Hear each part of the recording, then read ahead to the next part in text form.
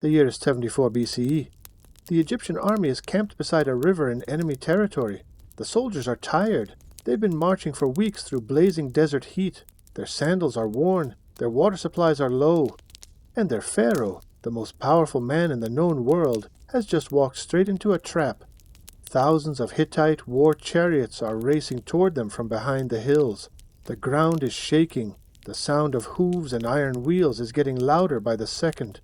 Most of the Egyptian army has already scattered in panic, and the pharaoh is almost alone. Any other ruler would have run. Any other king would have called for a retreat, turned his horses around, and fled for his life. But not this man.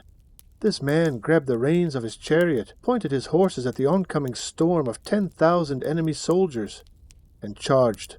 His name was Ramesses II, and this is his story. Chapter 1. Welcome to Ancient Egypt. Hey everyone, welcome back to the channel.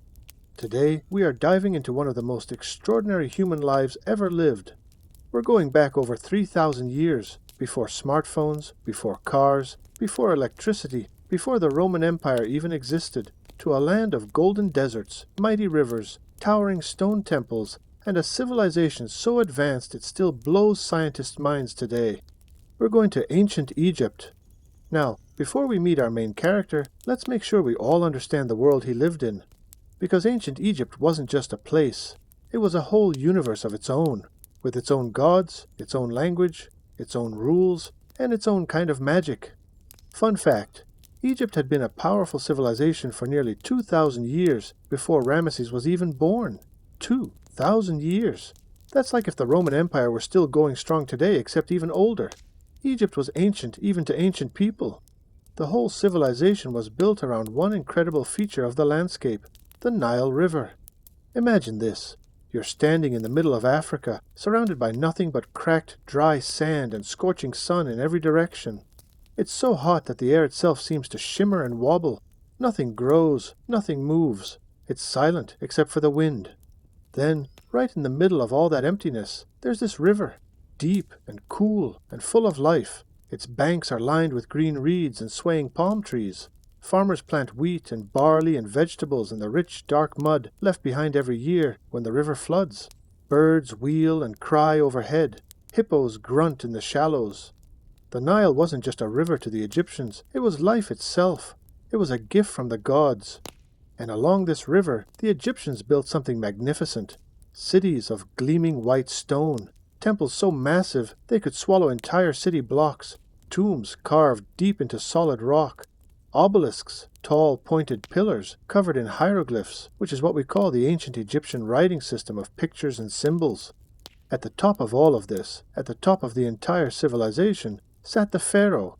Now, pharaoh is a word we use for the rulers of ancient Egypt, and it comes from an Egyptian phrase meaning great house. But a pharaoh wasn't just a king in the way we might think of kings today. A pharaoh was also considered a living god, a human being who connected the world of people to the world of the gods. He, and occasionally she, was worshipped, obeyed, feared, adored. When the pharaoh spoke, kingdoms moved. When the pharaoh waved his hand, armies marched. When the pharaoh decided he wanted a new temple built, thousands of workers dropped everything and started hauling stone. That was the world Ramesses was born into. And he didn't just live in that world. He dominated it. Chapter 2, Born to Rule, Ramesses' early childhood. Around the year 1303 BCE, more than 3,300 years ago, a baby boy was born somewhere in Egypt, most likely in the royal court near the Nile Delta in the north of the country. His name was Ramesses. His father was Pharaoh Seti I, one of the greatest warrior kings Egypt had ever seen. His mother was Queen Tuya, a woman of noble birth who would live to see her son become the most famous ruler in Egyptian history. Now, what do you think life was like for a royal prince of Egypt? I want you to picture this. You're a small child, maybe 5 or 6 years old. You live in a palace that is basically the most spectacular building you can imagine. Your bedroom has painted walls covered in colorful scenes of gods and animals and battles. The floors are polished stone, cool under your bare feet. Servants bring you food on golden dishes. You eat figs and pomegranates and roasted duck. You drink cool water from clay pots. Outside your window, the Nile glitters in the sunshine. On its banks, enormous building projects are always underway, temples, palaces, statues being carved.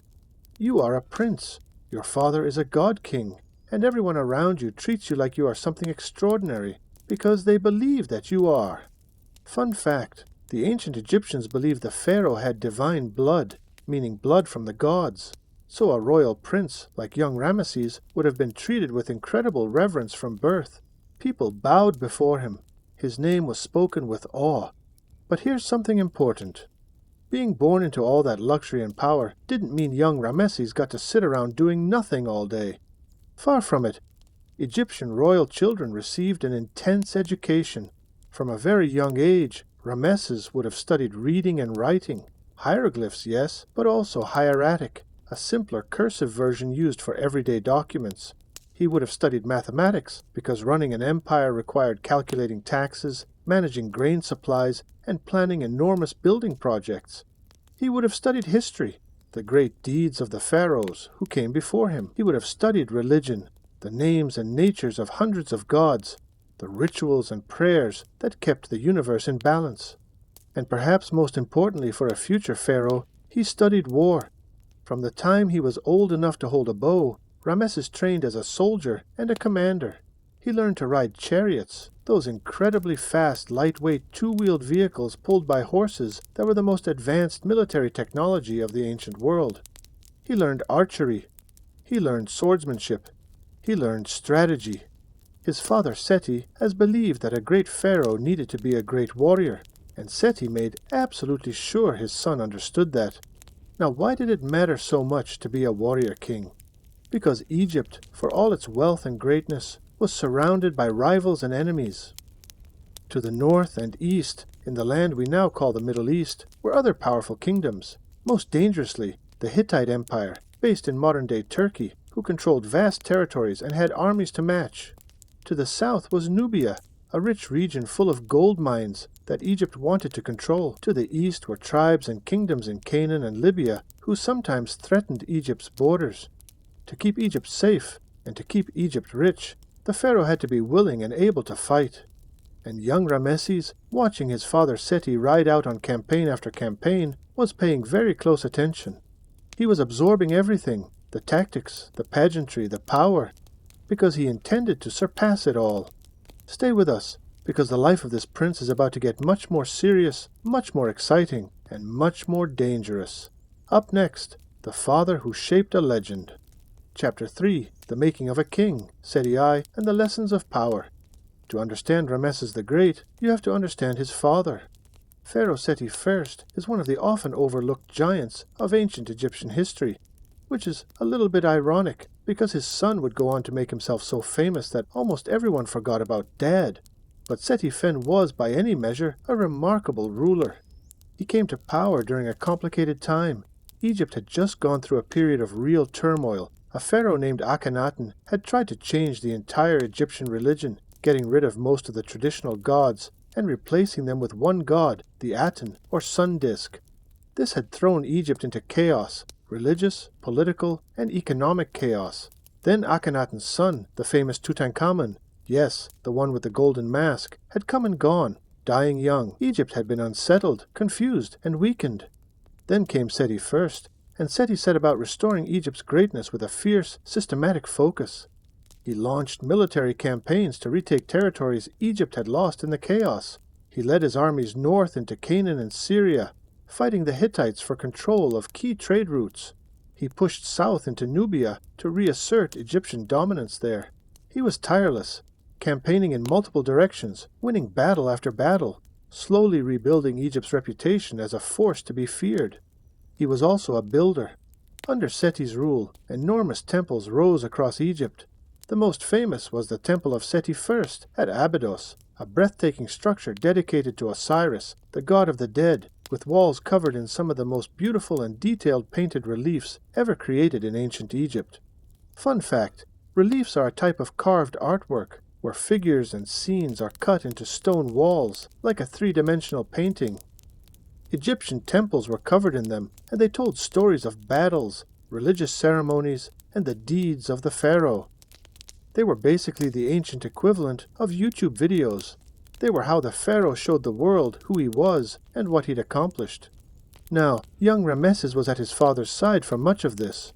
Historical evidence suggests that Seti took his son on military campaigns from an early age. Some sources suggest Ramesses may have accompanied his father on campaign as young as 10 years old. He would have ridden with the army, seen real battles, watched his father command thousands of soldiers with calm authority. Think about what that does to a kid. You're 10 years old. You're watching an army of thousands of men moving through the desert in perfect formation. Chariots gleaming, spear points catching the sun, soldiers' sandals raising clouds of dust. You're watching your father, the God King, ride at the front with total confidence. You're watching enemies fall before him. And you're filing all of it away deep in your memory for when it's your turn.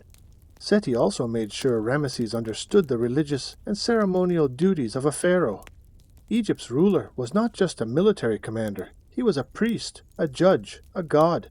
He performed daily rituals in the temples to please the gods and keep the cosmic order, what the Egyptians called ma'at, meaning truth, balance, and justice, intact. Without ma'at, they believed, the crops would fail, the Nile would not flood at the right time, and chaos would swallow the world. Ramesses absorbed all of this, the military lessons, the religious lessons, the political lessons. And Seti West, watching his son grow, must have seen something remarkable, because he made a decision that was, even by royal Egyptian standards, extraordinary. He named Ramesses co-regent. Co-regent, that's an important word. It means co-ruler. A co-regent is someone who rules alongside the pharaoh, shares the throne if you like. It's an official position, not just a title. A co-regent has real power. And Seti did this when Ramesses was approximately 14 years old. Imagine being handed the co-leadership of one of the most powerful civilizations on Earth when you're the age of a Year 9 student. That is the moment when Ramesses' real story begins. And things are about to move very fast. Up next, the teenage co-ruler leads his first military campaign. Don't go anywhere. Chapter 4. The teenage co-regent, first taste of command. Around 1289 BCE, when Ramesses was approximately 14 years old, Seti first officially named him co-regent of Egypt. This wasn't just an honorary title. It came with real responsibilities. Ramesses began attending state ceremonies, the formal occasions where the pharaoh met with officials, received foreign ambassadors, and made public appearances to show the people their divine ruler. He began to be involved in decisions of government. His name appeared alongside his father's in official records. He also received his own titles.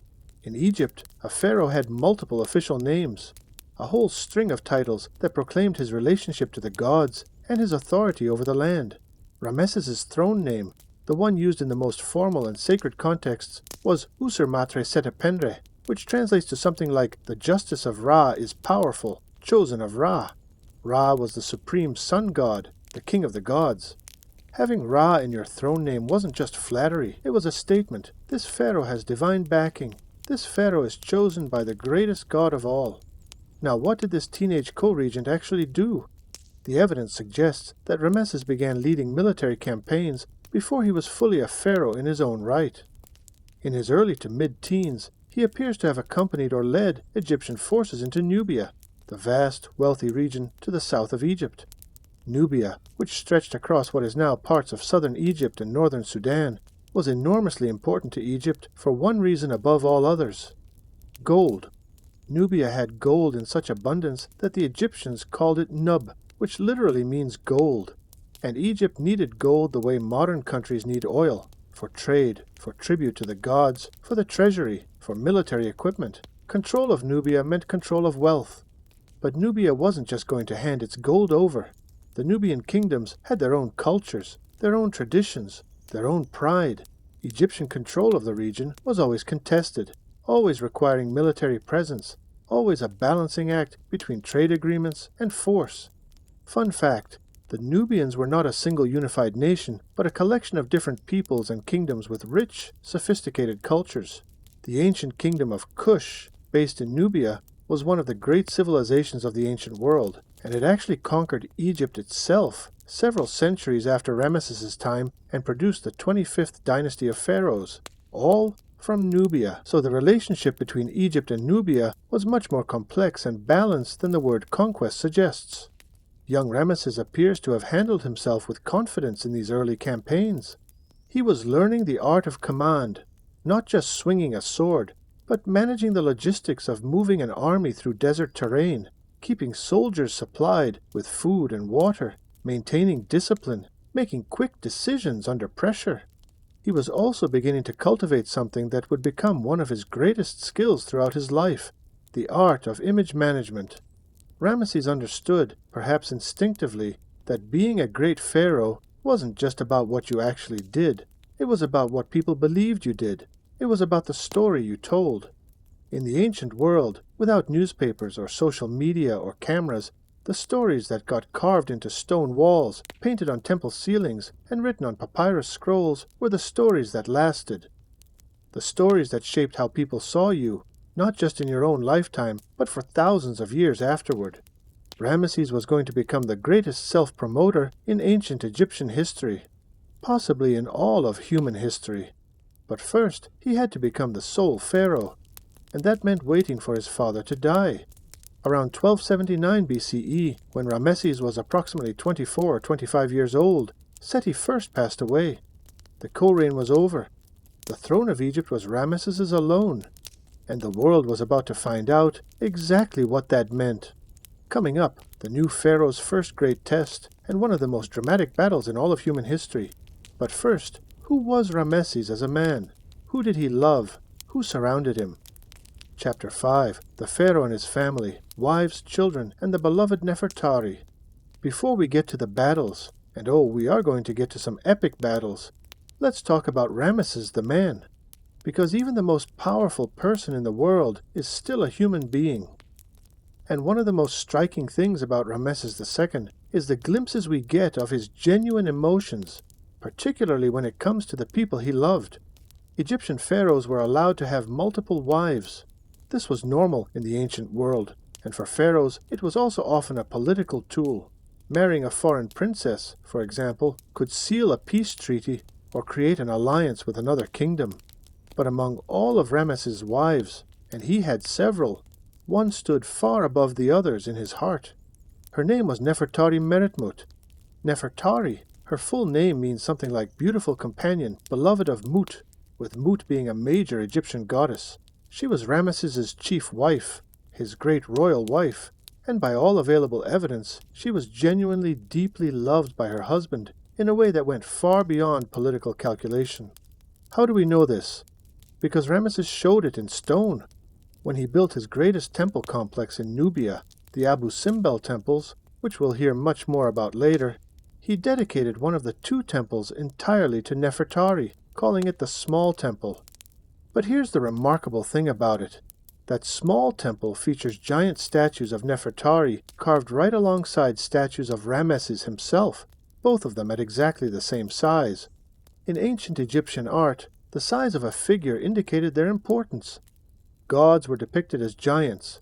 Pharaohs were always bigger than their subjects, and a queen being shown at the same size as the pharaoh was extraordinary. It was a public, permanent, carved-in-rock declaration that this woman mattered to him as much as he mattered to himself. The inscriptions at Abu Simbel include a dedication from Ramesses to Nefertari that says, translated into modern language, that the sun rises as beautifully as her face, and that he built the temple for her because he loved her. For a pharaoh, a man of power and war, to write something like that in stone is remarkable. Nefertari also had her own tomb in the Valley of the Queens near Thebes, and it is considered one of the most beautiful tombs ever created in ancient Egypt. Its walls are covered in paintings of such breathtaking color and artistry that they have been called the Sistine Chapel of ancient Egypt. Even after more than 3,000 years, those paintings are extraordinary. Sadly, Nefertari appears to have died before Ramesses, somewhere in the middle of his reign. What he felt when he lost her, we can only imagine, but the scale of what he built for her tells us something. Now, Ramesses also had other important wives. A woman called Iset Nofret was his second chief wife, and the mother of several of his most prominent children, including his eventual successor, Merneptah. Later in life, after the peace treaty with the Hittites, Ramesses also married Hittite princesses, a common diplomatic move in the ancient world, symbolizing that the two former enemies were now allies. And children? Oh, Ramesses had children. Fun fact, historians estimate that Ramesses II fathered approximately 100 children. Some estimates put it even higher, suggesting over 100 sons and around 60 daughters. He had so many children that there are entire tombs in the Valley of the Kings dedicated specifically to the sons of Ramesses.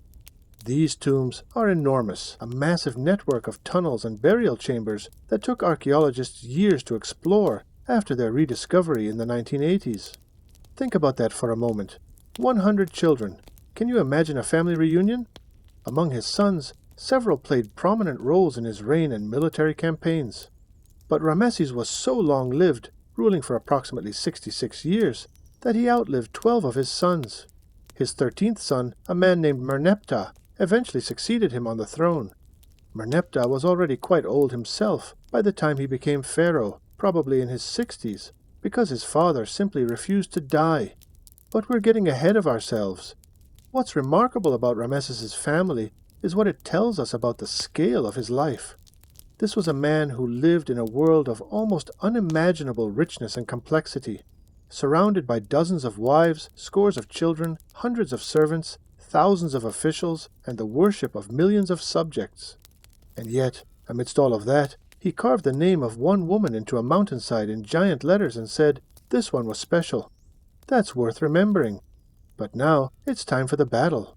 The battle that would define his reign, test everything he was, and become the most famous military event of the ancient world. The Battle of Kadesh is coming, and it nearly ended everything. Chapter 6, The Road to Kadesh, Egypt versus the Hittites. Alright, let's talk about the Hittites. If Egypt was the greatest power in Africa and the eastern Mediterranean, the Hittite Empire was its equal and its greatest rival in Asia. The Hittites were based in Anatolia, which is the region we now call Turkey. At their height, their empire stretched from the Aegean Sea all the way south and east into what is now Syria and Lebanon. They were fierce, organized, militarily sophisticated, and rich. Their kings commanded armies that could rival Egypt's in size and ferocity. For generations before Ramesses, Egypt and the Hittites had been circling each other, fighting for control of the lands between them.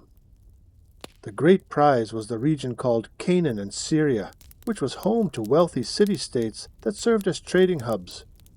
Whoever controlled those cities controlled enormous wealth from the trade routes connecting Africa, Asia, and the Mediterranean world.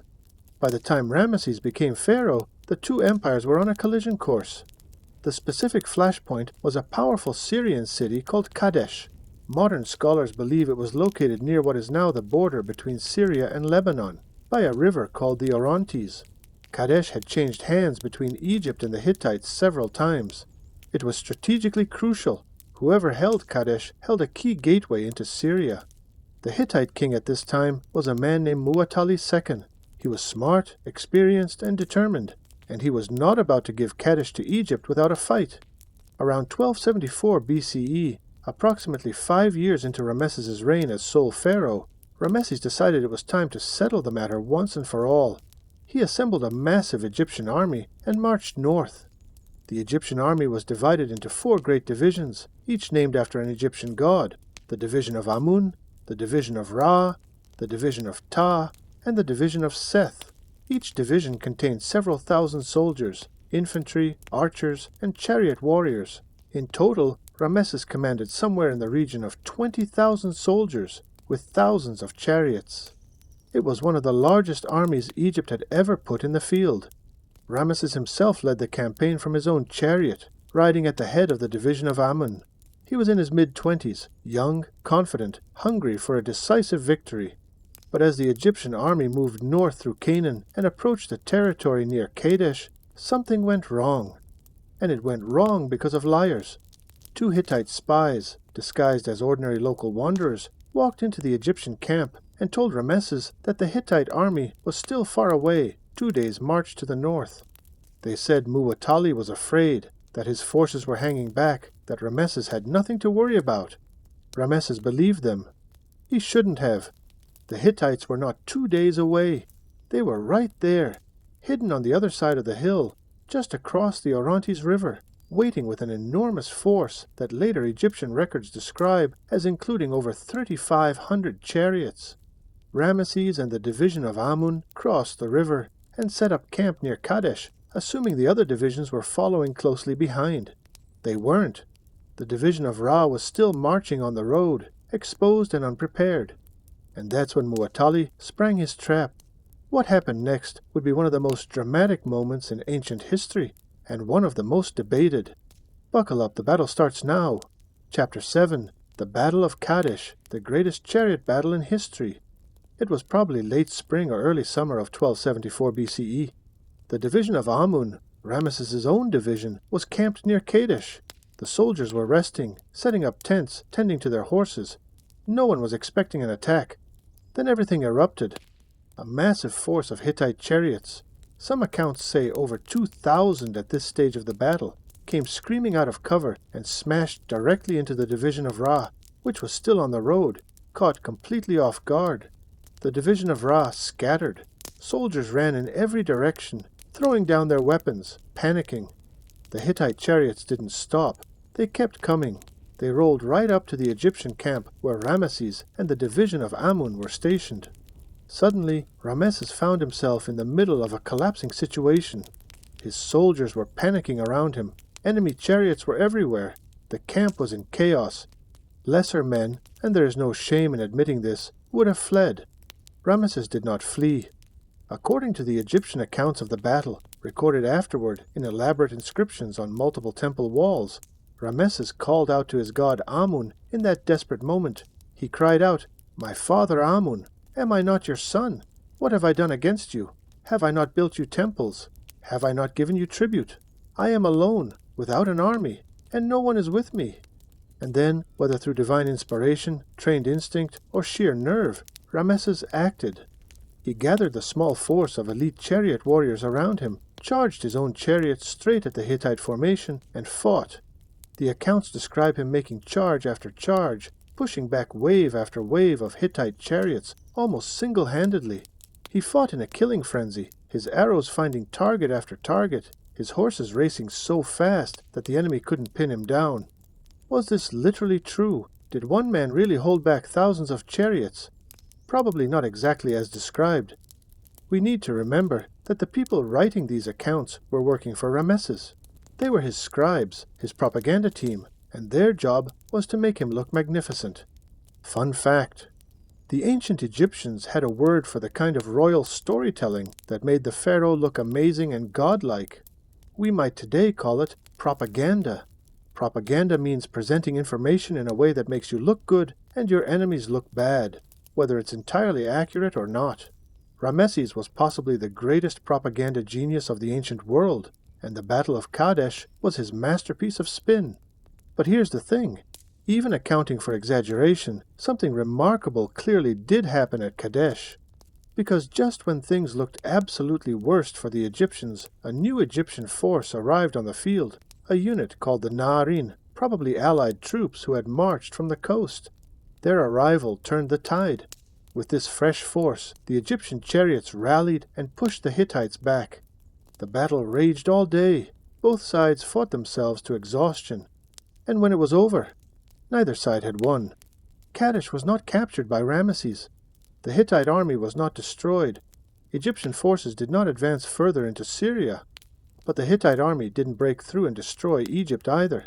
It was, by the honest assessment of most modern historians, a draw, a military stalemate. Neither empire had decisively defeated the other. Both sides had taken heavy casualties. Both sides withdrew and went home. So, what did Ramesses do with that? He declared it the greatest victory in the history of Egypt. He covered the walls of 5 great temples at Abydos, Luxor, Karnak, Abu Simbel, and the Ramesseum, with enormous carved scenes of himself heroically charging into battle, slaughtering enemies, single-handedly saving his army. He commissioned a long poem, known as the Kadesh poem or the Poem of Pentor, the scribe who wrote it down, celebrating his personal courage and divine protection at Kadesh. The Poem of Pentor became one of the most widely copied texts in ancient Egypt. It was inscribed on multiple temple walls. It was reproduced on papyrus. It was, effectively, the ancient equivalent of a viral video. And it worked. For thousands of years, literally thousands of years, people read about Kadesh and believed Ramesses had won a magnificent triumph.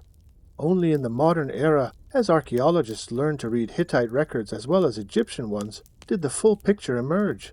The Hittites had their own accounts of Kadesh, and in those accounts the battle was also presented as a Hittite victory, or at the very least, not a defeat. The truth, almost certainly, lay somewhere in between.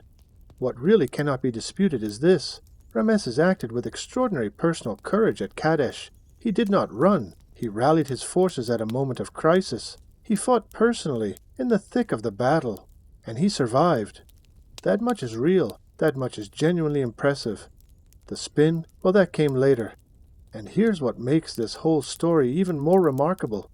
Ramesses and the Hittites would go on fighting, skirmishing, pushing and pulling across Syria and Canaan for nearly 15 more years after Kadesh. Neither side could deliver a knockout blow. Until finally, they did something that no two great empires had ever quite managed to do before in recorded history. They made peace. Coming up, one of the most extraordinary documents in the history of civilization, and it has something to do with a building you might recognize. Chapter 8, the world's oldest peace treaty. Imagine this. You've been fighting your greatest enemy for 15 years, battle after battle, territory won and lost and won again, thousands of soldiers dead on both sides, years of wealth poured into weapons and armies, and then one day a messenger arrives. He's carrying a silver tablet, a flat sheet of silver covered in text, and the text is a message from your enemy's king. Let's talk, it says. Let's end this. That is, roughly, what happened around 1259 BCE, approximately 15 years after the Battle of Kadesh. The Hittite king at this point was Hattusili III, a different man from Muwatalli, who had died in the years since Kadesh. Hattusili faced his own problems. His empire was under pressure from other enemies. The Assyrians to the east were growing more aggressive, and there were internal political tensions in the Hittite kingdom. Egypt, meanwhile, also faced challenges. The endless grinding war in Syria was expensive and exhausting. Neither empire had the resources to simply overwhelm the other. They needed to stop fighting. And so, in a remarkable act of pragmatic statesmanship, Ramesses II of Egypt and Hattusili III of the Hittites negotiated and signed a formal peace treaty. This treaty, known today as the Egyptian-Hittite Peace Treaty or the Treaty of Kadesh, is one of the most significant documents in human history. Why? Because it is the oldest surviving written peace treaty in the world. Fun fact: the Treaty of Kadesh was written in two languages, Egyptian and Akkadian, which was the international diplomatic language of the ancient Near East at that time. The Egyptian version was carved in hieroglyphs on the walls of the Karnak and Ramesseum temples.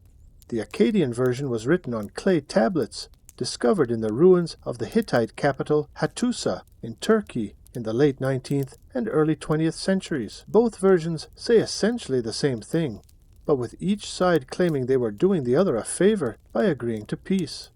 What did the treaty say? It established peace and brotherhood between Egypt and the Hittites.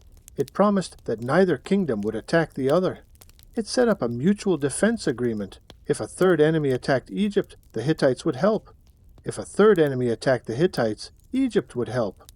It also included provisions about extraditing refugees, returning people who had fled from one kingdom to the other, with a remarkably humane guarantee that those returned would not be punished. This treaty was so comprehensive, so thoughtful, so ahead of its time in recognizing the needs of both parties that historians consider it a foundational document of international law. And here's the absolutely mind-blowing part. Today, 3,260 years later, a reproduction of this treaty hangs on the wall of the United Nations headquarters in New York City. The United Nations is the international organization that currently represents almost every country on Earth and works to maintain peace and prevent war. And they chose, for the wall of their headquarters, out of all the documents in all of human history they could have chosen, a reproduction of this treaty between Ramesses II and the Hittites. That is a legacy. The original treaty tablets from the Hittite side are held in the Istanbul Archaeology Museum in Turkey. They are over 3,000 years old. and people still look to them as an example of what it looks like when former enemies choose peace. After the treaty, Ramesses went even further. To seal the alliance in the traditional ancient world way, he married a Hittite princess, a daughter of Hattusili III, who was given the Egyptian name Mathornafarur. He later married a second Hittite princess as well. The former enemies were now family.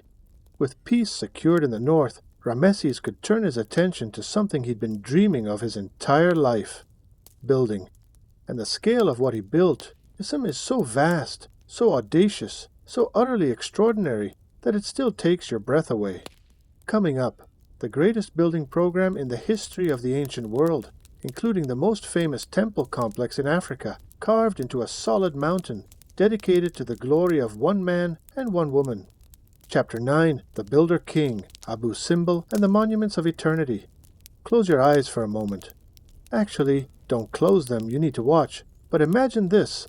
You're traveling up the Nile River in a wooden boat. The banks on either side are dry desert, ochre and gold and pale brown, shimmering in the heat. The sky is so blue it looks almost purple at the edges. The river is wide and gray-green and absolutely enormous. Then, around a bend in the river, you see something.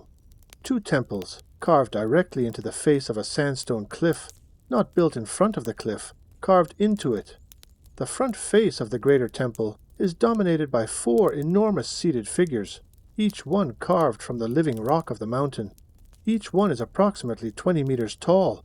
That's roughly the height of a 6-story building. And every single one of them has the same face. This is Abu Simbel, and it is one of the most staggering human achievements of the ancient world. Abu Simbel is located deep in Nubia, in what is today the far south of Egypt. It is remote. In the ancient world, reaching it required a journey of weeks along the Nile, and that remoteness was part of the point. By building something this enormous this far south, Ramesses was sending a message to the Nubian peoples. He was saying, look what we can do. Look at the power of Egypt. Look at the power of the Pharaoh. We can take a mountain and turn it into a monument. The great temple of Abu Simbel is dedicated primarily to 3 gods, Amun, Rahorakti, and Ta, and to Ramesses himself, who was depicted as a divine being worthy of worship alongside the gods. Fun fact, one of the most spectacular features of Abu Simbel is the alignment of the temple interior.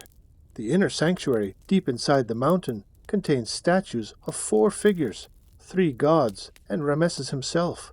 Twice a year, on approximately February 22nd and October 22nd, the rising sun shines directly through the temple entrance and travels the entire length of the main hall, illuminating the statues of 3 of the 4 figures inside. The 4th figure, Ta, god of the underworld, was intentionally left in shadow. Even today, thousands of visitors travel to Abu Simbel twice a year just to watch this happen. Now, next to the great temple, Ramesses built the small temple, and as we discussed earlier, this one was dedicated to Nefertari and the goddess Hathor. The facade of the small temple features 6 giant standing figures carved from the cliff, 4 of Ramesses and 2 of Nefertari. This was not typical. In most royal art, the queen is depicted as a small figure beside the pharaoh's knee, a subordinate. Here, Nefertari stands at full height, equal to her husband. The inscription at Abu Simbel calls Nefertari the one for whom the sun shines. Even now, thousands of years later, that phrase lands like a stone in still water. But Abu Simbel, as magnificent as it is, was just one part of Ramesses' building program. The scale of his construction across the whole of Egypt and Nubia was simply unprecedented. Let's tour some of the highlights. The Ramesseum. This was Ramesses' mortuary temple, the temple built for the rituals associated with his spirit after death, located on the west bank of the Nile at Thebes, across the river from the great religious city of Luxor. It was massive, a complex of temples, storehouses, libraries, and administrative buildings covering an enormous area. At its entrance stood one of the largest statues of a pharaoh ever constructed, a seated colossus of Ramesses that originally stood somewhere around 17 meters tall and weighed over 1,000 tons. That statue is in ruins now, but those ruins inspired one of the most famous poems in the English language, which we'll talk about later. Luxor Temple. Ramesses made major additions to the already existing Luxor Temple on the east bank of the Nile. He added a grand entrance pylon, a massive gateway, decorated with scenes from the Battle of Kadesh. He added a courtyard with colossal statues of himself. He erected 2 towering obelisks in front of the temple, one of which now stands in the Place de la Concorde in Paris, France, where it was taken in the 19th century and can still be seen today. Fun fact, that Egyptian obelisk in Paris is about 23 meters tall and weighs about 230 tons. It is still covered in hieroglyphs describing the glories of Ramesses II. Millions of people walk past it every year in one of the most famous cities in the world. Most of them have no idea they're looking at something that was carved for an Egyptian pharaoh 3,000 years ago. Karnak Temple. Karnak, near Luxor, was the greatest religious complex in ancient Egypt, a massive city of temples that was added to by pharaoh after pharaoh over centuries. Ramesses made his own extensive additions, including the completion of the great hypostyle hall, a forest of enormous stone columns so large that the interior could swallow the Notre Dame Cathedral.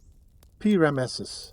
Perhaps most ambitiously of all, Ramesses built an entirely new capital city for Egypt. He named it P. Ramesses, meaning Domain of Ramesses, or House of Ramesses, in the Nile Delta in northern Egypt. It was enormous, estimated to have covered several square kilometers, making it one of the largest cities in the ancient world at that time. It was a carefully planned metropolis with palaces, temples, barracks, workshops, and harbors. Modern archaeologists have spent decades trying to find and excavate the ruins of Pi Ramesses. Much of it was dismantled in later centuries and used as building material for other cities, but fragments, foundations, and artifacts continue to be discovered. The scale of Ramesses' building program is by any measure staggering. And here's something important to acknowledge. All of those temples, statues, obelisks, and palaces didn't build themselves. They were built by people, real human beings, laborers, craftsmen, farmers, pressed into work gangs during the flood season, prisoners of war, slaves. They hauled stone blocks that weighed dozens of tons in blazing summer heat. They carved hieroglyphs by lamplight in dusty rock tombs. They painted, plastered, polished, and lifted. We don't know most of their names, we don't have their stories, but their work is what stands. Their hands made the monuments. The glory of Ramesses was real, so was its cost. Now, the question that has fascinated and puzzled historians for centuries, could Ramesses II be connected to one of the most famous stories in the history of religion? Coming up, the mystery of the Exodus. Chapter 10, the biblical mystery, Ramesses and the Exodus. This is the chapter where ancient history gets tangled up with religious stories, archaeological mysteries, and some of the biggest questions about the past that scholars are still arguing over today. So let's be clear about something from the start. What we're going to talk about now is a historical debate, meaning it's something smart, careful, well-informed historians and archaeologists genuinely disagree about. There is no single definitive answer, and that's actually okay. Part of what makes history exciting is the mysteries that remain unsolved. The mystery is this: is Ramesses II the pharaoh of the Exodus? Let's explain what the Exodus is for anyone who might not know. The Exodus is a story found in the Hebrew Bible, in the books of Exodus, Leviticus, Numbers, and Deuteronomy. It is a foundational story for the Jewish religion and also an important story for Christianity and Islam. In the story, the people of Israel are enslaved in Egypt. A leader named Moses appears, who confronts the Pharaoh and demands that the Israelite people be freed. The Pharaoh refuses, and as a consequence, a series of terrible plagues strike Egypt: frogs, locusts, darkness, and others, culminating in the death of the firstborn sons of Egypt. Finally, the Pharaoh relents, and the Israelites flee, an event called the Exodus, which means departure. They cross the Red Sea and begin a long journey to the land promised to them by God. This story is one of the most important and enduring narratives in human civilization. It has inspired countless works of art, music, literature, and film. It has shaped the identity of entire peoples and nations. So was the pharaoh in that story Ramesses II. Many people have thought so. Here's why. Firstly, the timing roughly fits.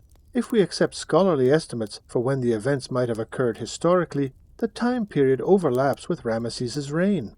Secondly, the Bible mentions that the enslaved Israelites were used as forced labor to build cities, including a city called Ramesses. sometimes spelled Ramses. That's a compelling detail, given that Ramesses II did indeed build a great city called Ramesses in the Nile Delta. Thirdly, Ramesses II is the most famous pharaoh of the right general era, and it's human nature to associate the most famous name with the most famous story. But here's where it gets complicated. Despite over a century of intensive archaeological work in Egypt and the Sinai Peninsula, no direct archaeological evidence has been found that confirms the Exodus story as described in the Bible. There is no Egyptian written record of Israelite slaves, no account of plagues, no record of a mass departure of people that fits the biblical narrative. Now, does that mean it definitely didn't happen? Not necessarily. Absence of evidence is not always evidence of absence. Ancient peoples were often selective about what they recorded. Egyptian rulers, as we've seen with Kadesh, were particularly motivated to only record things that made Egypt look powerful and triumphant. A massive slave rebellion and plague would not be the kind of thing an Egyptian scribe would eagerly carve into a temple wall. Fun fact, there is a document called the Ipuwer Papyrus, an ancient Egyptian text that describes a period of chaos and disaster, floods, disease, social upheaval.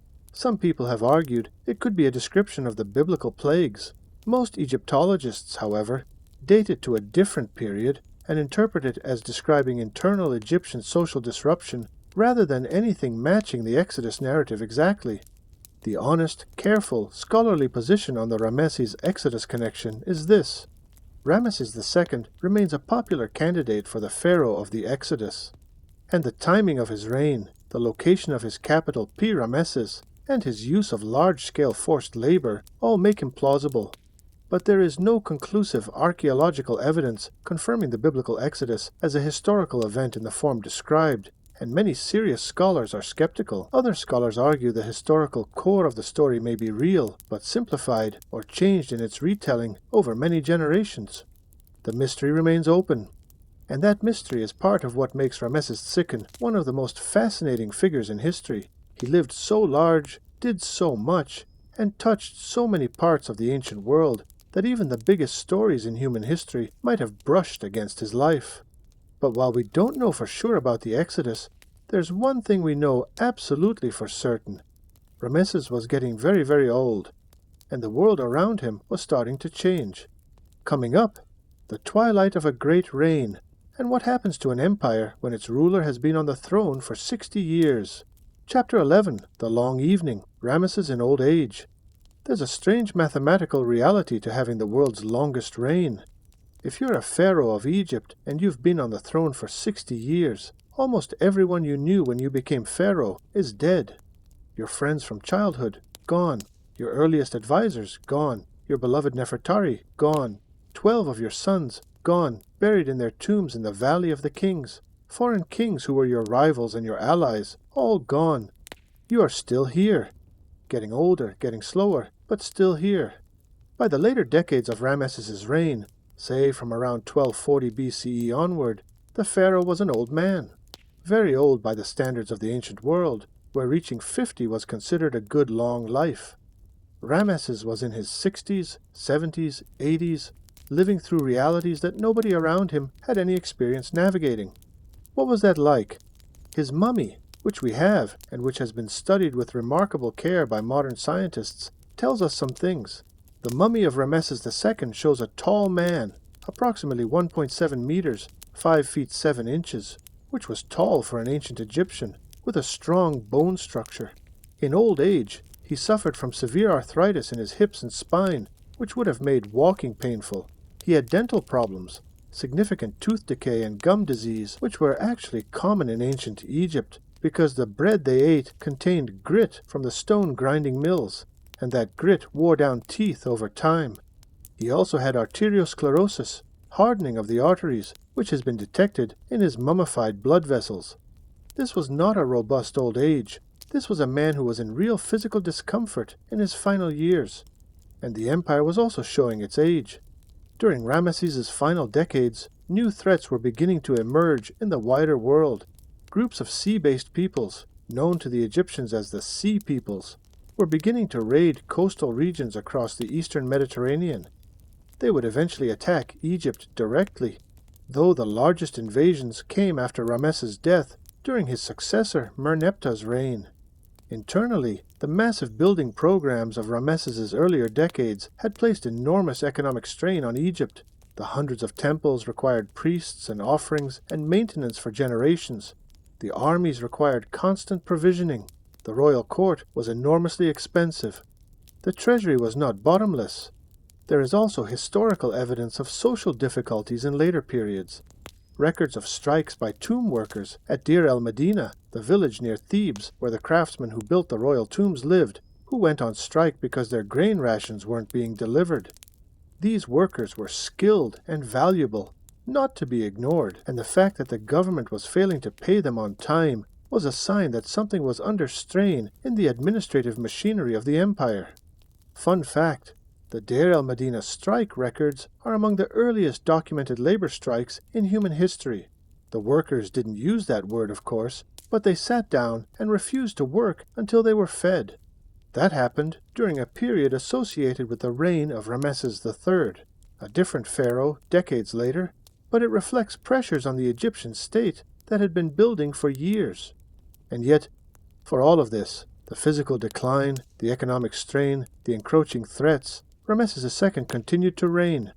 He continued to oversee his empire. His name continued to be carved on monuments. His officials continued to administer the most complex bureaucratic state in the world. The Nile continued to flood and recede, and flood again, nourishing the crops that fed millions. Endured, because the structure Ramesses had spent 60 years building was strong enough to carry the weight of his aging. And then, around 1213 BCE, after a reign of approximately 66 years, one of the longest in all of ancient history, by any ruler of any civilization, Ramesses II died. He was approximately 90 years old. 90 years old, in a world where many people didn't reach 30, in a world without modern medicine, without antibiotics, without surgery, without hospitals as we know them, in a world of hard physical labor and a demanding climate and constant threat of war and disease. Ramesses lived to 90. That in itself is extraordinary. His son Merneptah, himself already a man in his 60s, ascended to the throne. The long era of Ramesses was over. But the story wasn't finished, not by a long way. Coming up, what happened to the body of the greatest pharaoh who ever lived, and the most remarkable passport in history? Chapter 12, The Mummy, the Passport, and the Afterlife of a Legend. When great Egyptian pharaohs died, they did not simply disappear.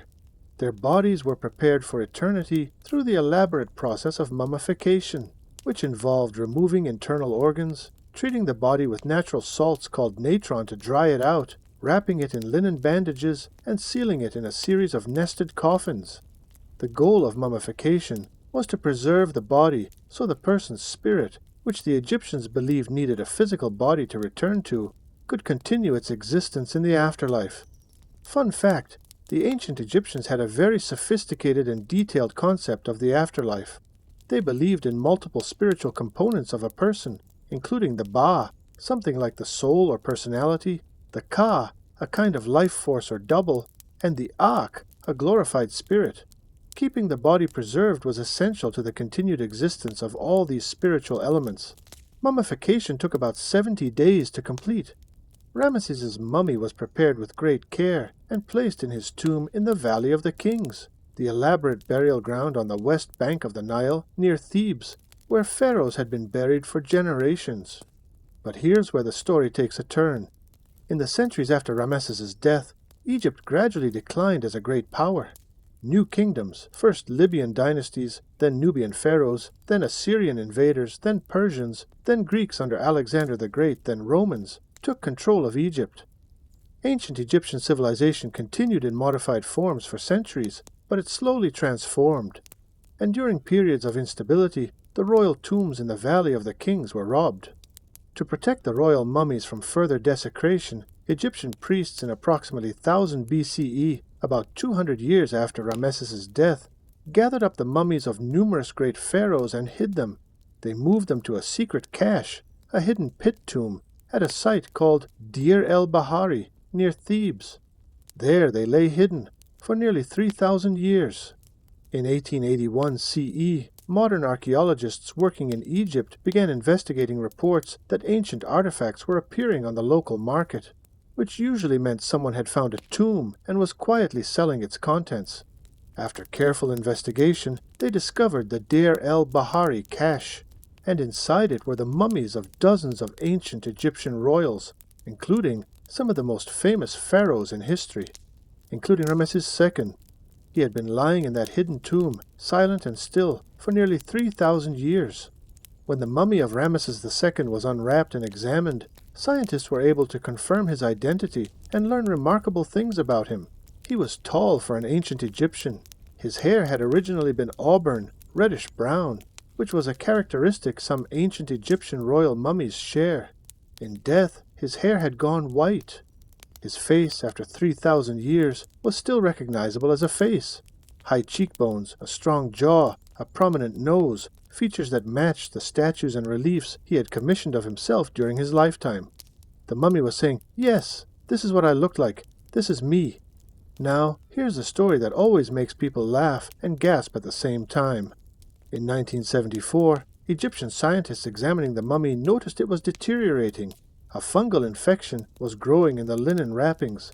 The mummy needed specialist conservation treatment, the kind that was available in Paris, France. So Egypt decided to fly the mummy to Paris. But here's the thing. International law requires that any person traveling between countries has a valid passport. And so, the Egyptian government issued Ramesses II, the 3,227-year-old mummy, an official Egyptian passport. On the passport, under occupation, the Egyptian government wrote, "King, deceased." I want you to think about that for a moment. 3,000 years after his death, a bureaucrat sat down and filled out a form for Ramesses II, and under occupation, they wrote, "King, deceased." Ramesses, who covered the walls of 5 temples with accounts of his own glory, who carved his name on more monuments than any other pharaoh, who declared himself a god in his own lifetime. Even he probably couldn't have imagined still being officially acknowledged as a king more than 3 millennia after his death. When the mummy of Ramesses II arrived at Paris Charles de Gaulle Airport, he was received with the full honors due a head of state. A military honor guard was waiting on the tarmac. They stood at attention and saluted. For a mummy, for a man who had been dead for 3,000 years. That is a legacy. After successful treatment in Paris, the mummy was returned to Cairo, where it is now on display at the National Museum of Egyptian Civilization. Millions of people have visited it. Millions of people have stood before the face of Ramesses II and looked, through the glass, at the actual physical remains of one of the most extraordinary humans who ever lived. Coming up, the legacy Ramesses left behind, in poetry, in stone, in law, and in the very concept of greatness itself. Legacy, the echo that never fades. What does it mean to be called the Great? Many rulers throughout history have had the Great attached to their names. Alexander the Great, Catherine the Great, Charlemagne, whose name literally means Charles the Great. But most of them received that title from later historians looking back. Ramesses II was called the Great, essentially in his own time, within a few generations of his death. He was so dominant a figure, so overwhelming a presence in Egyptian cultural memory, that later pharaohs, 9 of them in fact, took the name Ramesses for themselves, hoping some of his greatness might rub off. His name appears carved on more temples, statues, and monuments than any other pharaoh in Egyptian history. He reigned for 66 years. He fathered around 100 children. He fought the largest chariot battle in recorded history. He signed the world's oldest surviving peace treaty. He built 2 of the most spectacular temples in the ancient world. And then, 19 centuries after his death, a young English poet named Percy Bysshe Shelley saw a fragment of one of Ramesses's famous colossal statues, the broken remains of the giant Ramesseum figure, and was moved to write one of the most famous poems in the English language. The poem is called Ozymandias, using the Greek version of Ramesses's throne name Uzurmatre, which Greek speakers transformed into Ozymandias. The poem is about a traveler in an ancient desert who finds the ruins of a great statue, 2 enormous broken stone legs standing in the empty sand, with a shattered face lying nearby. On the pedestal of the statue, an inscription reads, "My name is Ozymandias, King of Kings."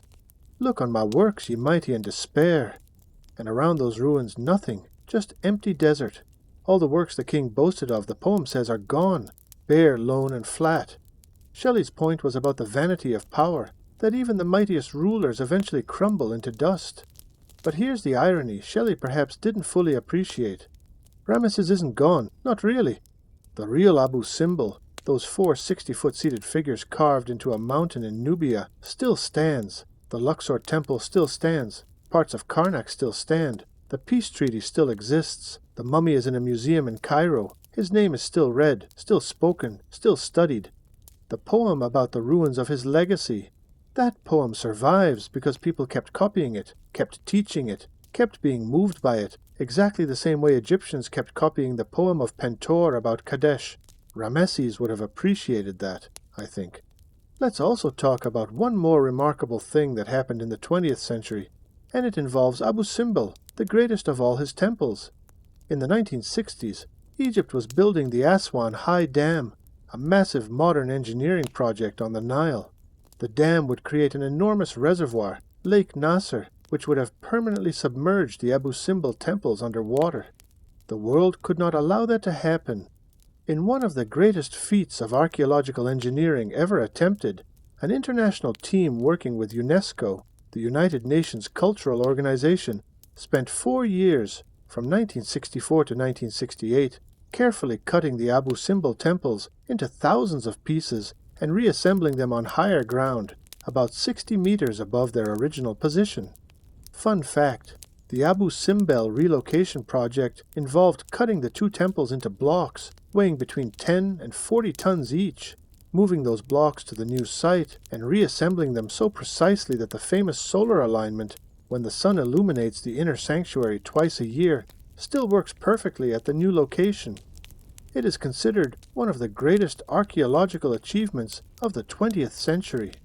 The temples that Ramesses carved to proclaim his immortality were saved from oblivion by the efforts of the modern world. 60 countries donated resources. Hundreds of engineers, archaeologists, and workers spent years on the project. The world decided that what Ramesses built was worth saving. That's not nothing. And here, finally, is what I want you to take away from the story of Ramesses II. He was not a perfect person. He was vain and grandiose, a man who carved his own face 60 feet tall into a mountainside. He was not always honest about his military record. The building projects he gloried in came at an immense cost to the ordinary people who built them. The propaganda machine he ran was calculated and relentless. He was, in many ways, a man of his time, a time of kings and gods and empires and war. But he was also something else. He was a man of extraordinary courage, who charged alone into a sea of enemy chariots and did not turn back. He was a man of unexpected tenderness, who built a temple for the woman he loved and called her the one for whom the sun shines.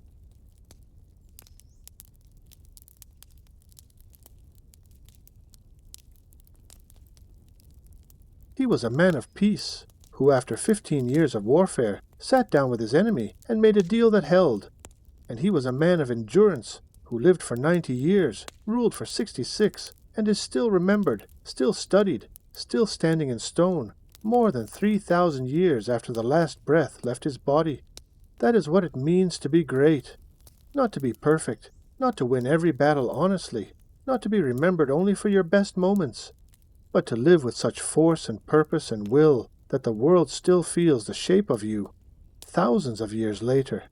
So, Ramesses II, born around 1303 BCE, died around 1213 BCE, pharaoh of Egypt for 66 years. He fought the Battle of Kadesh and told the world he won, even when the truth was more complicated. He built Abu Simbel, 4 60-foot statues of himself, carved into a mountain aligned with the sun. He signed the world's oldest surviving peace treaty, a copy of which hangs in the United Nations today. He loved Nefertari, his queen, and carved her name in stone so it would last forever. He fathered approximately 100 children. He outlived almost everyone he knew. He received a passport 3,000 years after his death, and he still hasn't really left. Here's a thought I want to leave you with. Every single piece of stone that Ramesses ordered carved, every temple he built, every statue he raised, he did it because he wanted to be remembered. He wanted his name to last. And it worked. 3,200 years later, you sat down and watched a video about him. You learned his name. You heard his story. The man who wanted to live forever is still alive in every mind that holds his story. What do you want to be remembered for? You don't need 60-foot statues. You don't need 100 children or a 60-year reign. But you do have something Ramesses understood deeply, the ability to act with courage, with love, with purpose. To build things that last. To make peace when you could make war. To carve something true into the world and leave it there for others to find. Ramesses the Great figured that out in 1303 BCE. Thanks for watching. If you learned something new today, if something in this story surprised you or moved you or made you want to go find out more, hit that like button, subscribe, and let us know in the comments. Which part of Ramesses' story blew your mind the most? Was it Abu Simbel, the Battle of Kadesh, the peace treaty, the passport? Or was it something quieter, a pharaoh standing beside a mountain temple, having carved into the rock for all time? The sun rises as beautifully as her face. I'll see you in the next one.